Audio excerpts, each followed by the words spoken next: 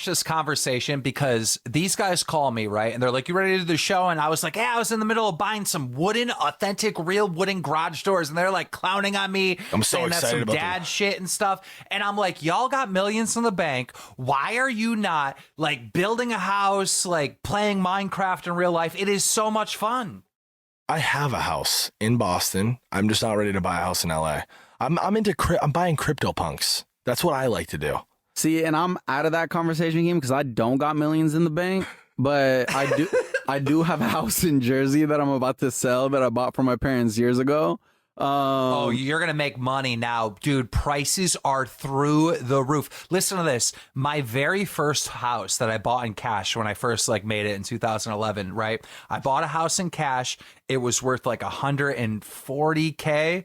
And I talked the guy down to 115, bought the house for $115,000. And I know that seems like nothing, but it's a smaller house. And in my area, pricing for housing is relatively cheap, right?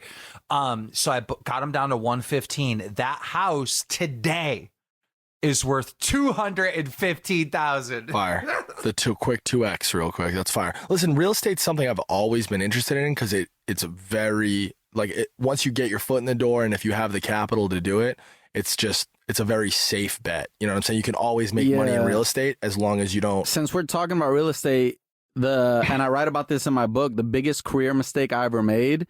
So right before the cool thing on YouTube to do was to show off what your YouTube money can do, buy a house, do house tours. It was still taboo to show how much money you made. I paid $13,500 a month to live in a penthouse in 1600 Vine next door to Logan before Logan was even a YouTuber. And I could have bought a $7 million house back then and been chilling right now and bought multiple houses. It's my dumbass was renting a thing in 1600 Vine. So I'd like to move on from the real estate conversation because it brings up a lot of anger in me. It's a sore subject. Yeah, but listen, I don't want to hear about this. Fousey Tube used to be rich and famous, and now you got nothing because that's not really true, Fousey. You have been grinding on YouTube all over again for like the last 6 months, and you have started a little wave. You started a brand new channel. What is it at? Like almost 200K You're doing well subs? right now. I'm not negating that fact. I'm just mentioning a mistake I made in real estate in the past. Right now, it's a touchy thing. I have a similar experience with Pokemon cards. You know how it's a huge wave right now. People are making money pulling crazy cards. I spent $30,000 on Pokemon cards like 3 years ago, just because I'm a huge fan, and I got a bunch of cool shit, whatever. And then this whole Pokemon thing popped off. I had those cards in my possession for like a month, and then I moved and I lost them in the move. And I went to eBay to check like what they're all going for, what the recently sold ones are. $800K out the window. I had some gems. I had some crazy shit.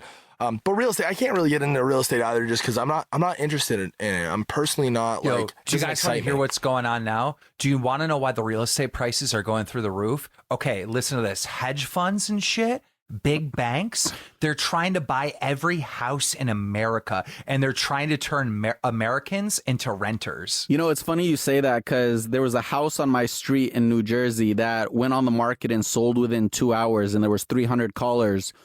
2 hours after that, the bank started calling my line saying, hey, are you the owner of this address? We'd like to buy your property. So yeah, that's true. Exactly. The banks are buying all the property. And so listen, dude, if you're just like a normal, average, like middle class person right now, you really need to be worried because the rich motherfuckers in this country are really trying to control and own everything. And we're going to get to like 20 years from now, 25 years from now, dude, the American dream is going to be fucking gone. We're not financial advisors, by the way. All there's going to be is rich people and poor people, and that's it. There's going to be no middle class. Dude, it is so scary at what's going on right now. It is scary.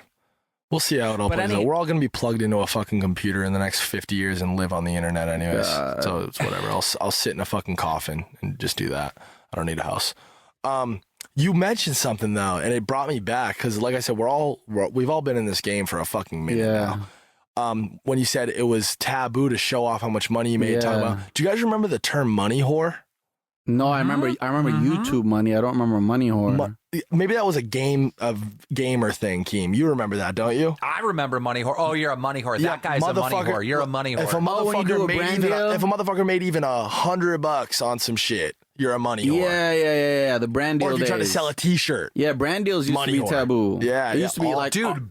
Yeah. When I first got my G Fuel like sponsorship, the first time I promoted it, they're like, "Oh, he's sold out. He's a money whore." Yeah. Now you're a loser if you don't have sponsors. No facts. No Fucking facts. crazy, man. Well, people appreciate people winning, whereas before it was kind of just, I don't know. It's weird. It's weird how people change, like in the masses too, because it was everybody who was not cool with that. It You was have very to much hear this. You have to hear this story. What is that? What is that game that everybody like makes memes about? It's a mobile game. Raid Shadow Legends, right? Yeah. Raid Shadow Legends hit me up to do a brand deal, right? They offered me like 40K, 30 seconds. I'm like, nope, I am not fucking doing that, right? They offered me even more money. I said no. They offered me even more money. I said no. And so one day, because it's Raid Shadow, it's a meme. I'm not doing that. I have credibility, right? Yeah. So listen, I started tweeting out that they offered me all this money and I said no to them, right? Because there was this controversy where they were saying that they don't pay for brand deals or something. Like basically some foreign person was behind the company and it was a bad translation and they made it seem like they weren't paying for brand deals. So there was this whole controversy. So I tweeted out, yeah, Raid Shadow Legends, they offered me like 40K and I said no to them. I'll never do a brand deal. Bro, I got so much hate. People are like, are you fucking stupid? You're just gonna like not take the 40K. It was like such a 180 from the environment that we are all from, you know, being called money whores and YouTube money and you're greedy and you're a sellout, bro. Now, if you don't take the bag, you're a fucking idiot in the eyes of the viewers. So when I saw that shit, I was like, fuck it, dude. If that's the way y'all want to be, I'll take the bag. And I went and did a brand deal as soon as I could with Raid Shadow Legends. So I did end up doing a Raid Shadow Legends. I ended up doing it. That's so funny. I ended up doing it. This was over the course of like a year because I was saying no, and then that controversy came up six months later. Unlike any other time in my experience on the internet, I have seen the amount of money I've seen people make over the last year on the internet, just YouTubers, Twitch streamers. It's fucking insane, bro. Like people are really starting to get paid and it's fucking cool. Like IP deals and just brand deals and merchandise and just fucking all of it, bro. People are getting paid real money now and it's cool to see it. Yeah. It is. It's really cool. But it wasn't always like that, dude. It wasn't. What's funny about that? We all did this shit for free. Can you imagine that? Yeah. Well, we all did this shit. Going off of what you just said, so like back in the days when I used to have my Ferraris and stuff, and that was still a time where it was like, oh, why are you showing this off? So, you know, I lost my cars. I drove a Toyota CHR for 2 years, was very humble about it. Got myself a Tesla, was very proud of it, posted a video auto driving. And in the past, people would be like, oh, congrats, you know, you're getting your life back. My response this time was, a fucking Tesla? That's what you're showing off? Autopilot? We've seen that for years. Like, you're not special. So it's like, now they expect you to flex. Now they're like, I'm sorry I don't have the Urus. Yeah. I'm sorry I can't afford a Lambo. Like, I'm sorry that I'm grateful for my Tesla Model Y now. It's like such a different dynamic. Which is great. You should be proud of that. Fousey, you needed a financial advisor your entire career. I still do. How did you not have... I mean, I hooked you up with John. John will help you out a bit with that stuff. But why wasn't there somebody in your life when you were on the top of the world making millions of dollars a month? Why wasn't there someone in your life helping you out? Bro, listen, I mean, this is probably something that only me and Fousey can relate to, but especially in this city, bro, Hollywood, like... people will flock to you when you got it and run away when you don't. And that's just how it is. It's sad. Yeah. It's pretty fucking gross. But that's why we actually had a little bit of conversation about this off the podcast before we started this up. Fousey's like, I want to pick your brain a little bit about management and just shit like that. When you come across somebody who's real, genuine, cares about you, who can also help you in business, you got to keep that person close. You got to keep them forever. You got to take care of them. Like, I've been living here now for almost 5 years, and I've built a really good fucking solid foundation around myself. I have really good people in my corner. I have people that I can trust with personal shit as well as business stuff, who I can trust to have access to my bank accounts and trust that they're making the right decisions on my behalf. You know what I mean? That shit's really fucking important, but it's not the easiest thing in the world to find. It's really not, not, 'cause man. everybody- Dude, my manager is my childhood friend. He went off, he went to law school, you know, he had his own law firm, very successful, and he gave it all up to work for me, knowing that he would make similar money, and he's actually making more money now. But like, yeah, dude, finding a manager you can trust, like nearly impossible, especially anybody from LA. Yeah. Like, dude, every time you talk to someone from LA, no offense to the people that live in LA, but I mean, it's a town of fucking hustlers. It's, you know, like, There's a lot of people who talk a lot of shit. Everybody fucking, I mean, it's just through the course of, even with the phase shit, dude, I've been fucked over so many times. I've had so much shit stolen from me. Like, it really is a shame, but you get better at shit with time, and you know what you're looking for. You know what I mean? You know what's up. Maybe you don't maybe totally have it figured out yet. I don't, man. But you know what you're looking for, I do. which is half the battle. It's crazy. I've been in the game 11 years. I've restarted and rebuilt channels from scratch multiple times, and yet now in my 11th year, I still feel like I'm on day one because I have nobody on my team. I have one videographer and one editor, and that's it. Like, I'm doing all this on my own, and it's like, I know how big my visions can go, done right. I'm not talking about like the past having crazy visions, but I know we definitely got to talk about that. I know how big my visions can go, but I just don't have the infrastructure of the team to be able to do that, and that's just a frustrating thing. Lee just made a good example upstairs when we were talking about this. He said, Lee Trink being the CEO phase, he said that especially your manager, like your right hand man, everyone needs a right hand. It's a lot like relationships, you know what I mean? Just because I vibe with a girl and could date a girl doesn't mean you could date the same girl. You guys might have a totally different dynamic. Yeah. You know what I'm saying? Yeah. It's kind of like that. That's why it's not so like cookie cutter, like who's fucking Logan Paul's manager? I want that person to be my manager. Yeah. Who's managing this person? They seem Well, like the they're analogy that I use is, like, I'm not saying I want Jeff, Logan's manager, to be my manager, but I'm saying I want a Jeff to my Logan. To my Logan. Yeah, like, because I they want have a great dynamic. Yeah. And no, I totally understand. But that's why it's not so simple and cut and dry. Yeah, It's like, yeah. oh, well, this person has a good track record, so fuck it. I can just day one hire them, ride with them. Yeah. It just doesn't work like that. I'm staying faithful, especially in this year being my re-up year where I'm just rebranding my career, that it's going to happen.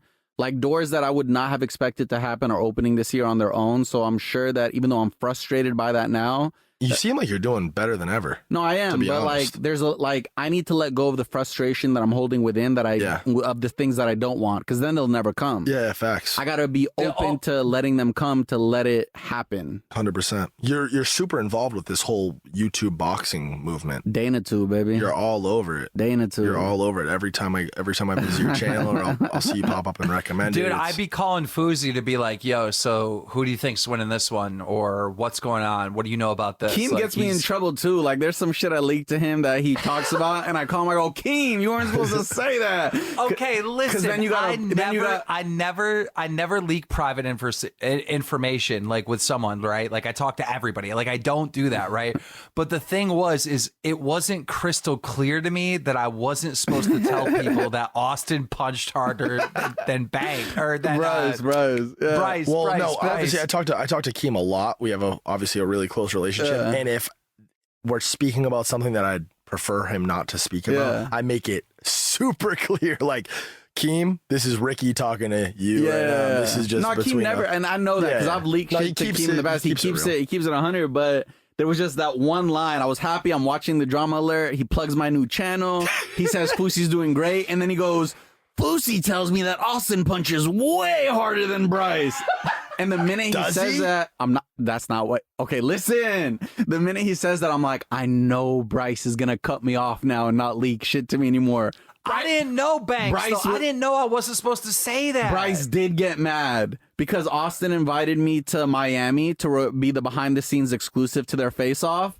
But me being me, and I just want to be polite to everyone, I texted Bryce, hey, Bryce, I got invited. Can I come? Like, is that cool with you? I don't want you to feel uncomfortable. No reply. Texted him the next day, hey, I guess I'm not going to come because, like, I think you're upset. No reply. It took, like, the next week, I pulled up to Taylor Holder's house, and Bryce was there, and we finally got to squash it, and I got to explain it.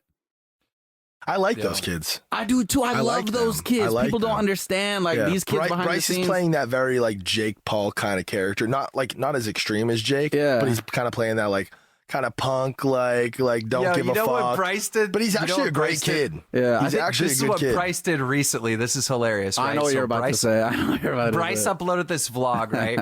And so I don't even know where he's at. Like, I didn't even get full context. I just saw the clip, right? But Bryce is out like at a festival or something, right? This woman is walking by and bumps into him, and he's like, "Whoa, watch out, bitch!" and so she walks away like about 10 steps and turns around and registers that he called her a bitch, and she's like, "What'd you say?" And Bryce is like, "Oh, I'm sorry, it was a joke. It was." Yeah, I've had heart-to-hearts with him on the side because I see him a lot. Like he's very much in like the same circles as I'll just see him out and stuff. And I've told him, man, just be careful because motherfuckers do get sued and motherfuckers do get, you know what I mean, targeted. But Taylor and Bryce, man, I really Taylor like those is kids. a fucking 10 out of 10. Yeah, great kid. I couldn't believe super like religious and like family oriented. I really enjoy that kid and his energy. He's awesome. Yeah, he's awesome. I really like him. Whenever like Bryce is mad at me, I text Taylor and he's like, "Oh, let me talk to him." I think Austin's mad at me right now. Taylor can fight too, right? Oh my God, he can throw hands. Like people don't he's been believe boxing me his whole life. No, I know. People don't believe me, but on the card, he's easily the best boxer on the card. Yeah. And I will say this: I know the UK is going to be against this. He's going to wash Gibb. Oh, of course. Well, listen, I like Gibb a lot. I wouldn't ever. He's going to wash Gibb. I promise. Banks, hear me out. Banks, hear me out. All right. So the entire UK is trying to get Gibb to fight Taylor Holder, right? Yes. I upload a full drama alert pleading with them. Stop doing this. Stop promoting this. You don't understand. Gibb has quit doing YouTube. He doesn't do YouTube. His whole life is this YouTube boxing thing, right? Yeah. Put him against Slim. Put him against Deji. Put him against someone he has a chance to beat, right? Do not put him against Taylor Holder. He's going to lose. I'm screaming this. Bro, other YouTubers are DMing me. Gibb, all of your friends are DMing me like, "Hey, what are you doing? Why are you trying to not give Gibb the opportunity of a lifetime?" Because he's going to fucking lose. They don't get it. They don't know what Taylor's capable of. Yeah, no. I've watched Taylor boxing his whole life. Motherfuckers really think Gibb has a chance. He doesn't have a chance. Yo, Gibb is going to lose against Taylor Holder, and that's it. Didn't he knock out Austin's brother? I just posted that footage. He knocked down Ryan Johnson, and there's like, I'm going to San Diego actually tomorrow because Ryan told me his side of the story. Taylor watches the video, calls me and goes, "Yo, that's fucking bullshit. Come to SD, I'll tell you the real story." So me covering this boxing shit, I'm driving to San Diego tomorrow to cover the full story. But yeah, he knocked him down in a sparring match with 16-ounce gloves and headgear. Yeah. Dear UK YouTube, you are fucking stupid. And he when just Gibb looks doesn't good. have a He career looks anymore, good. He just looks. when He Gibb looks doesn't have a career anymore, Bro. I'm blaming you. It's all your fault. And he's so humble. He came up to me recently because I watched him train, and he goes, there was a professional training in the ring, and he goes, "Hey, when I'm hitting mids, do I look as good as that?" I looked at him dead ass in the eye, and I was like, "Taylor, you look better than that." He looks good. He doesn't understand how good he actually is. He's gonna surprise a lot of people that night. No, he is the most humble. And even when he knocked that, because I watched that clip on your channel. He goes to pick him up. He goes to pick him up, and like he's like, "Oh man!" And I think there was another clip that I saw on your channel as well. I've been keeping up with your shit. Where you interview him and you're like, "So I heard some shit happen." He's like, "Oh man," he's like, "Yeah, he's nice about about he's it." Super nice, dude. He's such a nice kid. Who do you guys honestly think is gonna win between Austin and Bryce?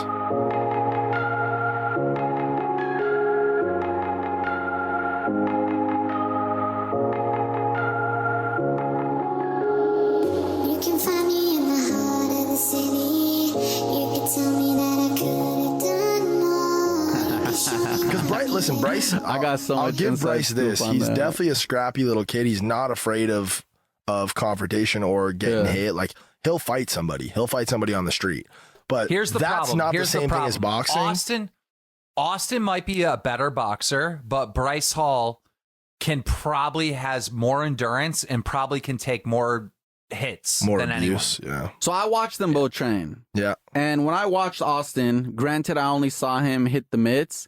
I remember Keem called on FaceTime, and I looked on the FaceTime, and this is when I told Keem, I was like, "Yo, this kid has the potential to be one of the best YouTube boxers to ever do it." Austin. Very technical, very quick on his feet, being a D1 athlete in basketball. Very good. But then you lean towards that side, and then you go back to Bryce's side, and you hear the stories of, "Yo, this kid has been punched and jumped bare knuckles in the face and walked through it and not gotten knocked out." Yeah. And him being the age that he is, his stamina's fucking great. Yeah. And recently, the reason Austin's mad at me because I had the inside scoop with him. I was going to go watch him train, wanted to do a video with him.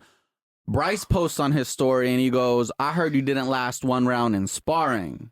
Like on his story, meaning his stamina is not good. So where does Austin think he got that information from? Me. Yeah. So now I'm cut off of there. So there's so many things going into this fight. Yeah. That's the one fight I can't tell you what's going to happen, especially the fact none of these people understand what's going to happen when they walk out in front of 30 motherfucking thousand people. It's a lot. That adrenaline dump is going to be unimaginable. Yeah, it's crazy. Well, Bryce already tweeted out that he saw some of Austin's sparring and Austin gave away some secrets. Oh, he did. And I'm so upset at Austin. And I even told Austin this. So Bryce didn't know that Austin can fight southpaw. And Bryce, out of his own mouth, when I was talking to him, said, if I didn't know that when the fight happened, I would have been fucked. Yeah, because he's training with righties. Austin posts a video on his private jet hitting the mitts, and in the middle of the video, he switches to southpaw. He shouldn't have done that, yeah. Bryce immediately hits up his coach and goes, yo, this kid fights southpaw. We need to work with that now. So obviously now he's going to spar with people who are southpaw and have that advantage. Yeah. So, which is a huge advantage. This could, but listen, man, like, I got my ass beat, but I was in the ring, and I know what happens when there's a crowd watching and people cheering. Everything you learn can go out the fucking window the second the fight starts. So look at KSI. KSI trained like to be a normal boxer, but when he got in there, his coaches were like, "Yeah, dude, everything went out the fucking window. It just goes out the window. You black out. You black listen, out. That's where the fucking that's where your heart and that's where the mental comes in too. Like, people, not everyone reacts to adversity the same way. Some people get hit and are getting beat up, and that drives them forward, but some people get beat up and get hit and they fucking curl up in a ball and can't take it. You know what I'm saying? Like, speaking about, it's going to be interesting. Speaking about KSI, Harry from the Sidemen, he recently just said in a video, he goes, Jake Paul versus KSI. He goes, you know, I'm going to have to go with KSI. Well, no shit. It's like his best friend, right? You know, he's literally in the Sidemen with KSI. But then he goes on to say, he's like, look, my head is saying something different, but my heart is with KSI. So even the Sidemen are nervous about Jake Paul. Looks fucking good, man. He's nasty, Jake bro. looks good. You know, listen, this is the thing, and has always been the thing about Jake. Sorry. This kid, when he sets his mind on something, he's a workhorse. He's not afraid to work. Well, KSI is the same way. I know that. I know, but I don't think JJ wants it.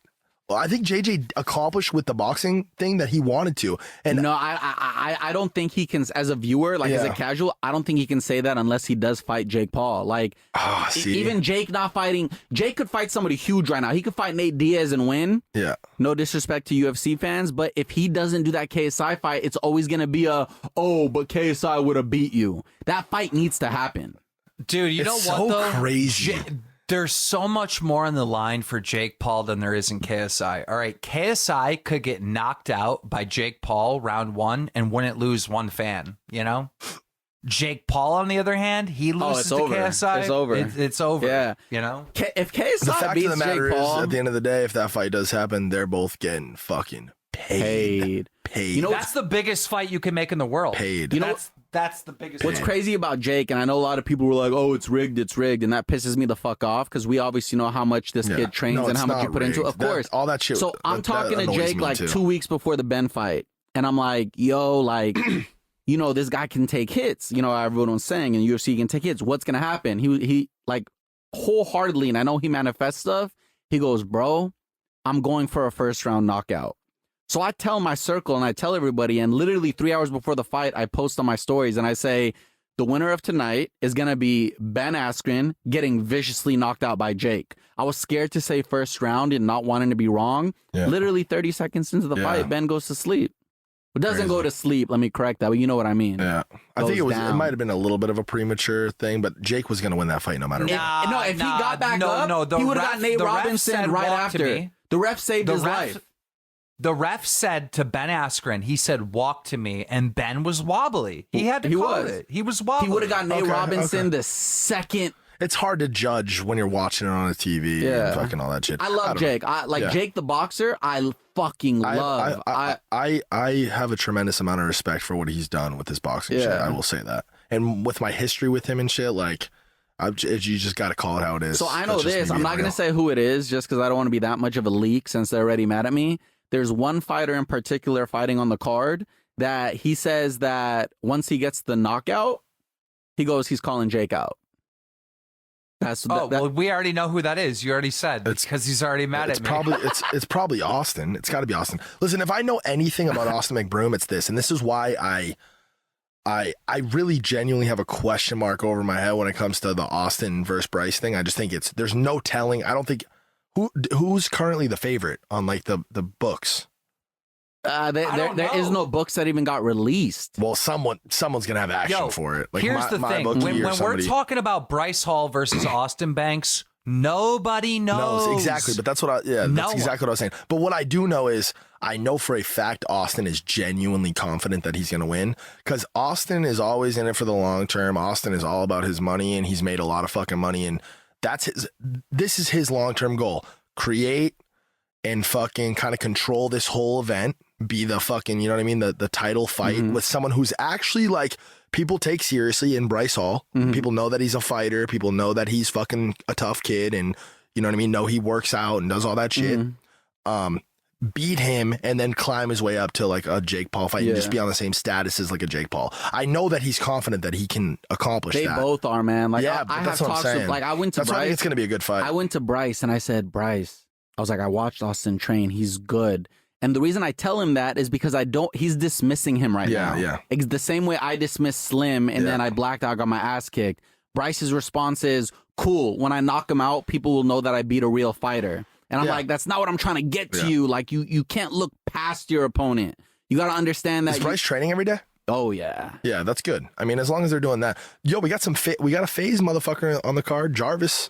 I think Jarvis is going to beat the shit out of that kid. Yeah. Jarvis has released some footage lately. Yeah. He looks good. He looks solid. I reached out to Jarvis. I was like, yo, let me get a Dana Tube exclusive on you interview. I got ghosted. Did you? Yeah. I can connect you guys. Yeah, he probably connect me to Jarvis. He probably just didn't see it. Or Banks, he's you gotta come to that the kid press does not release. stop working. That kid wakes up. Yeah. Where and when is it? It's in LA. Yeah, and I'm there. I'll be there. It's in a week, and Yeah, I'm the one that's running it. Me and Michael Buffer. I'll be there 100%. Dana Tube should be a part of that, but whatever. Why wouldn't you or couldn't you go? No, I could be there, but I'm saying be a part of it. Like, Keem has an actual job there. Yeah, like, he's hosting this shit. Yeah. Well, that's what I'm saying. Just keep following this boxing shit because you seem like you like it a lot. I love it. And you seem really informed and like just keep going at it. I'm trying, man. I'm trying my best. Ask all the right questions, capture all the right content. It's so funny when you're covering this shit. And I know, like, I always relate it to Keem, and I can give you a whole in-depth explanation as to how Keem gets away with it. But, like, in my position, you have to play neutral to all sides. And if one side feels like you're not with them or you leaked something or something, you could get cut off just like that. And then you lose all your exclusives. Well, listen, when I'm talking to Austin or Bryce, both of them know I am not fucking leaking any private shit to the other one. They know that, right? And so it's like, dude, sometimes I'll say some rude ass shit to Bryce, and sometimes I'll say some rude ass shit to Austin, but it's because I'm being authentic. Like, I'm not kissing either one of their ass. I'm just saying, like, dude, here's a story for you, right? When this whole thing kicked off, right? And the reason why I'm saying this, because I already said this on Drama Art, right? When this whole thing kicked off, when Austin McBroom was trying to get in a fight with Jake Paul, I called Austin. I said, Austin, do not fucking do this. I go, you are going to fucking lose. All right. And he was like, no, I'm not. You don't know how good. Yeah. I'm like, you are going to lose. Jake Paul is going to whoop you. You need to fight someone that has not had a boxing match first. Right. Like, you've never had a boxing match before. He goes, I don't care. Blah, blah. Listen, dude, fight Bryce Hall, right? So I was campaigning for this Austin and Bryce Hall thing to work from the jump, months before it even happened, right? On Drama Alert. And I think that's how I ended up getting the gig, like hosting all this and shit, is because they understood that I knew how to set this up and have it do very well for everyone. You know, I hope this event does do well. It's cool. Oh, it's a bunch of amateur, first timers. We can have a hour-long discussion on this event and if it's going to be a fire festival or if it's going to go through. What's your opinion? I don't want to get. There's other things I want to talk about. Like I feel like this is a special time. Like talking to both y'all, we could talk about so much right now and have good conversations. I don't want to make it all about that. Yeah. No, there's people are promised so much money, so a lot of people are down. Remember Mike? We had Mike on this podcast, and Mike was saying, he's like, dude, I don't know, man. Is everyone going to get paid? Yeah. There's a lot. There's a lot of behind. I just mean in terms of viewership and who's handling the production. Live by live. Who the fuck is that? You don't ask me. That's what I'm saying. See, even like someone like Triller, like their production, and no offense to Triller, I think the event was special. I think it did a lot of amazing things for everybody on the internet, but it was fucking a shit show. You know what I'm saying? It was a shit show. But what's good? Listen, it's all growing pains, right? What's good is the numbers that Jake and fucking Ben did were real numbers, and people are starting to take notice. And I feel like the right people will get involved with this. I feel like it'll all, you know what I mean? I feel like this time next year, there'll be some really well-run events with really fucking serious fights and really serious money. And it's just, I want this to be a success. I want this to be a great success. Here's why I think YouTube boxing or YouTube versus TikToker boxing is going to be fine. One, you have a built-in YouTube boxing fan base that's buying every pay-per-view no matter what, right? That's probably like 400K, right? Austin McBroom alone has one of the most loyal fan bases there is. Dude, they're buying the pay-per-view. He's going to sell $500,000 he sold himself. up the Staples Center on his own and shit. Nasty. Yeah. And then everything else, like, dude, you know, Jarvis has like real loyal fans. Deji has real loyal fans. You have UK YouTube all involved with Gabe and Deji. In the vein of Deji, and I'm just gonna say this, and this is the last thing I could say about these. Is Deji on the card? Yeah. Is he? And I feel so sorry for who he's boxing. Who's he fighting? Vinny Hacker. Who is that? He's gonna get he's gonna get his head decapitated off by Deji. But jeez. I'm gonna tell you right now, these TikTokers on the card, and listen, you could be mad at. We can have a discussion about it. You can talk shit to me. I'll talk shit back. But yo, a lot of these TikTokers on the card, you're not selling any tickets. You don't have fucking fans like that. You're not a YouTuber. It's YouTubers have loyal fans. It's true. TikTokers don't have loyal fans. All right, I agree. So guys, we're like gonna Nate get shit Wyatt on. We're gonna get shit on for you're what we not just selling said, any fucking tickets. But it's true. No, I've always said this.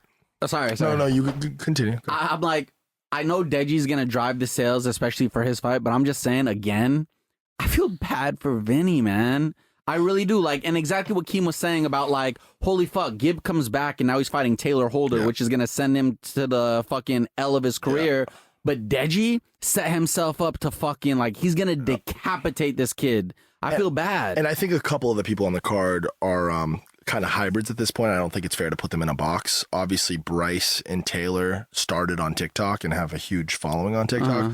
But I think they've kind of outgrown the TikToker fucking label. Oh, yeah. So I don't think Keem's referring to them, but I totally agree. It's kind of a little bit of a pivot away from the boxing thing and just a generalization, but... Oh, totally. I'm not referring to Bryce. I'm not referring to Taylor Holder. I think they have fans. I'm saying, dude, when you see a TikToker out there that has something like, I don't know, 9 million followers, bro, they don't have real fans, bro. They don't have fans that are buying T-shirts. You know, they don't have real fans. It's very true. I've always said this. YouTube is the most intimate platform on the internet, and Twitch is slowly but surely fucking coming up and taking its spot as number 2, maybe even potentially number 1. But you grow a real fan base of people who buy products. These events get fun when, like, let's say the next one, it's no longer YouTubers TikTok, and you can actually have YouTubers versus YouTubers, because we need to see a Alex Wasabi versus Slim. We need to see a Deji versus TikTok. Gib, or Deji versus... I even asked Gib in an interview, I said, are you willing to fight Deji if you win this? He said 100%. I should have asked him, if you lose, are you still willing to fight him? Because I told him straight up I think he's going to lose, but that would be fun. That's the only way Gib still has a career, is if he fights Deji. Deji, yeah. And that's a monster fight. I think Deji's going to surprise a lot of fucking people. Well, dude, I mean, I don't know if... people like to forget... Deji stepped in the ring with Jake, and we've all seen what Jake's been doing recently. And granted, this was Jake's first fight, but Deji put some hands on Jake. He lost. Jake won. You know what? Won in a pretty like dominating fashion at the end of the day. But like Deji busted his shit up. Jake was bleeding. He took Jake for a run. I mean, listen. At the end of the day, nobody's lasted longer in the ring.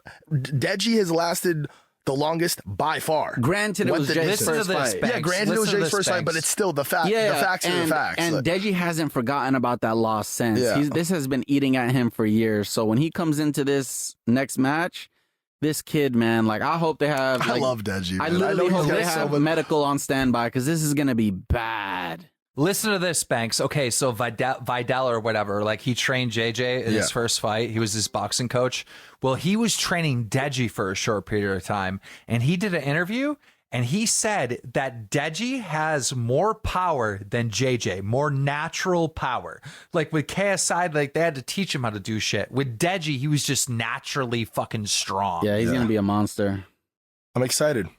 Yeah, we can drop the topic of boxing. I appreciate it. I think it's fucking really cool, and I think it's only gonna get bigger. But yeah, let's talk about you and where you're at right now. I know you said you're looking for the team, but you seem like you have a pretty fucking solid plan for yourself. Yeah, and we talked again off podcast. We're here in person, and you seem like you're doing good. You seem together, and like everything is good. What's up with life right now? So, long story short, I had a officially come back in 2019 when I did my boxing match against Slim. Yep. Still hadn't really solidified anything. Just came back, did that boxing match, posted it on the channel.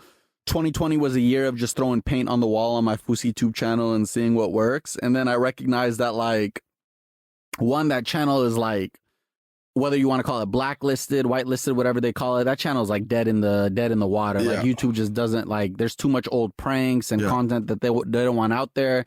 The CPM was crushed. And there was a point in 2020 where I actually moved back in with my parents and I started opening like drop shipping businesses because I was looking for a way out. All businesses failed. Yeah. Kept trying.